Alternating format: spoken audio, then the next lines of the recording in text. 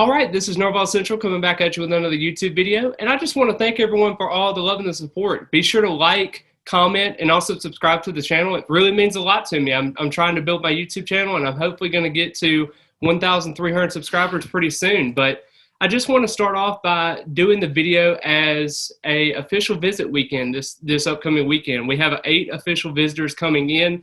And the one I really want to talk about is Chris Parson, the quarterback prospect that we have so far that's committed to us right now. He's from Brentwood, Tennessee, and he's been a commitment for quite some time. And this is a problem for Florida State going forward is he's visited a couple of places like Mississippi State on an unofficial visit. Then he actually officially visited SMU this past weekend on June 17th. And what's so strange about that is he's actually got a crystal ball prediction from a SMU expert, a 3 out of 10 crystal ball, take it or leave it how it is. But it's just a really interesting thing because Florida State's kind of at a standstill. I think both parties are trying to do what's best for them. I think Florida State wants to add 2 quarterback prospects because you don't really know the uncertainty of JT and also trying to get more depth in that position. But then you also got Parson over here that as a quarterback, you want to be that guy. You want to be the alpha male in the class. But, you know, in terms of the production that Florida State has so far, they don't really have a lot at the quarterback position other than, you know, Jordan Travis, A.J. Duffy, and Tate Rodemaker. You don't have anything behind it. You may put Geno English on a scholarship, but it's really thin at the quarterback position if JT leaves. And you really want to have another body. And, of course, Chris Parson is very, very talented. He's a Elite 11 finalist. And I'm not really making this video in terms of bashing him because I want to respect him and his loved ones because I know he's going through a lot in the recruitment process. He's only a 17-year-old kid, and he wants to enjoy everything that's possible. So take as many visits as you need. It's the same thing I was talking about with KJ Sampson, the Florida State commit. You know, Chris Parson actually went to a camp on June the 4th. He actually expressed that he's still committed. He's still with the program and everything. He still understands the whole thing. He loves the coaching staff, loves Florida State. But at the same time, he's going to be taking official visits. Now, he's came in, and we all know about the 2 offers that he got in from Mississippi State and SMU and California. He hasn't visited California, but he has visited SMU and Mississippi State. He's actually unofficially visited back on April 8th. He's done the junior day on March the 5th. Then you turn around and had the unofficial visit on January the 15th. So it's not a factor of him visiting. I mean, he's visited quite some time. But is he completely bought into the process? And, of course, Florida State has offered Ricky Collins, a 4-star Purdue commit, and then also Brock Glenn, a 4-star quarterback as well, 3-star in some circumstances and 4 stars in some.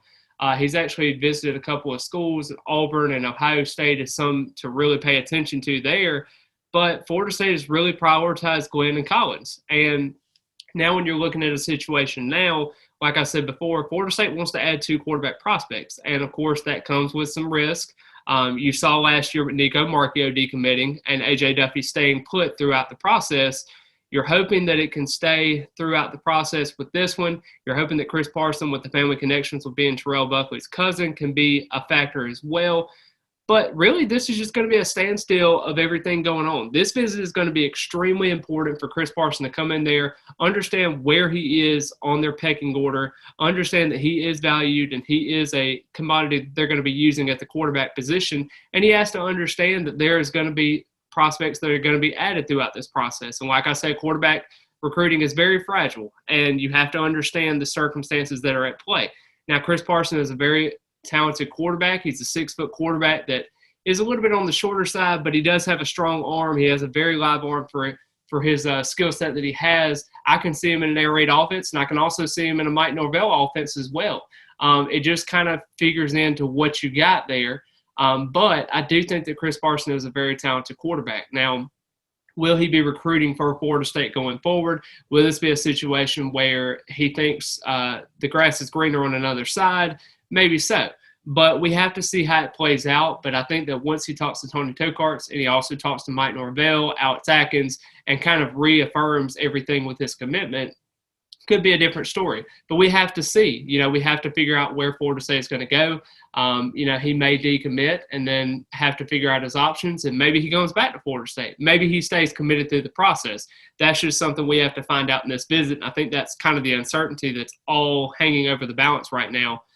He actually did do a No Game Day Journal series with them, but he discontinued that, as Dustin Lewis has actually talked about in his Twitter post that he has discontinued those journal series and he will no longer be doing that, and he'll be focusing on his senior season. And that does kind of make sense in terms of, you know, him competing for the Elite 11, him kind of getting his rank up a little bit more. I think on 247 Sports, he is actually classified as a 3-star as of right now, but in other outlets, he's actually being classified as a 4-star.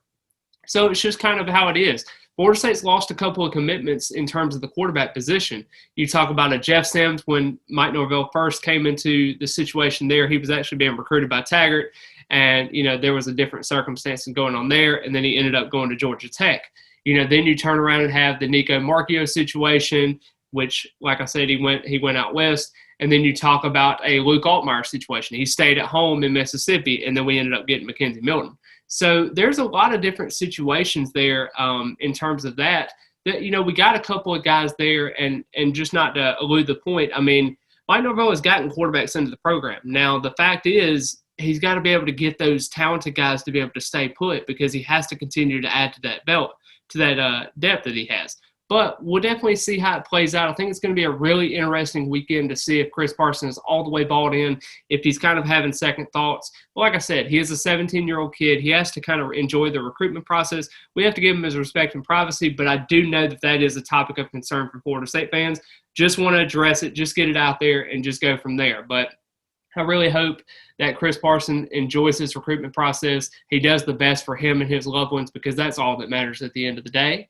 But I do hope that everyone enjoys the video. Thank you very much for watching the video. I hope that you have a wonderful and fantastic day today, and I hope that you enjoyed the video. I want you just to comment your thoughts, subscribe to the channel, and be sure to leave a like as well. But as always, go Noles.